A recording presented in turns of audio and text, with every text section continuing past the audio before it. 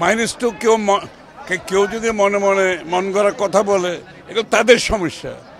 বাংলাদেশ আজকে যেখানে দাঁড়িয়ে আছে, বাংলাদেশ জাতীয়তাবাদী দল আজকে যেখানে দাঁড়িয়েছে, সবচেয়ে জনপ্রিয় দল, সবচেয়ে জনপ্রিয় নেত্রী, সবচেয়ে জনপ্রিয় নেতা তারেক রহমান আজকে বাংলাদেশে।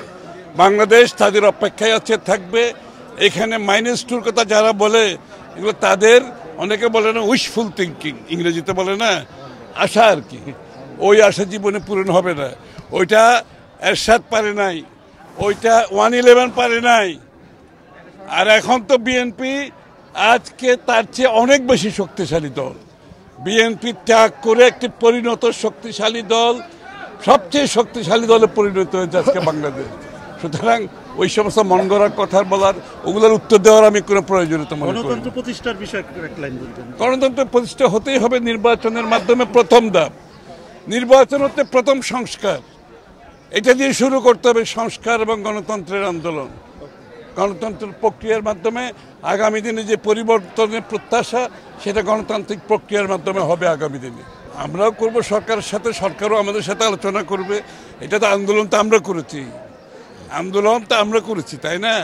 সুতরাং আমাদেরও তো, আমাদের যে আন্দোলনের প্রেক্ষাপট, আমাদের যে আন্দোলনের অবদান, আমাদের যে আন্দোলনের ত্যাগ, এগুলো তো আমাদেরকে তৈরি করতে হবে, তাই না?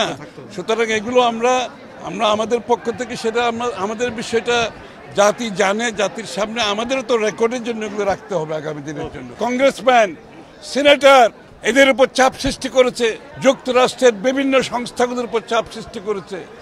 তার ফলশ্রুতিতে এদের পরিবারকে বাংলাদেশে অনেক ক্ষতির সম্মুখীন হতে হয়েছে, কিন্তু ওরা সেখানে থেমে থাকে নাই। এই লোকগুলো 16 বছর দেশে আসতে পারে নাই, তাদের আত্মীয় স্বজনকে দেখতে পারে নাই, তাদের পরিবারকে দেখতে পারে নাই। আজকে এত বছর পরে এই লোকগুলো আজকে দেশে ফিরতে সক্ষম হয়েছে।